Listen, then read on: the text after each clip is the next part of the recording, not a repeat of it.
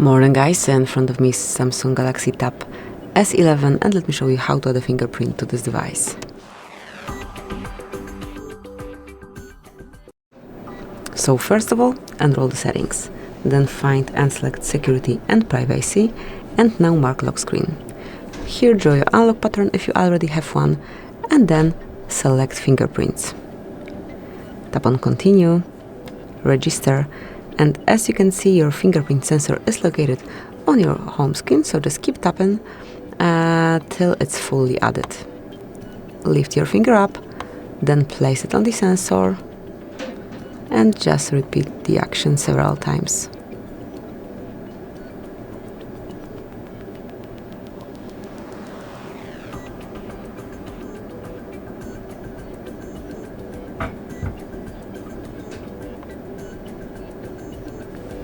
And that's it, it has been added. Tap on done. And from now on you can unlock your device with this fingerprint only. Thank you for watching, please subscribe our channel and leave the thumbs up.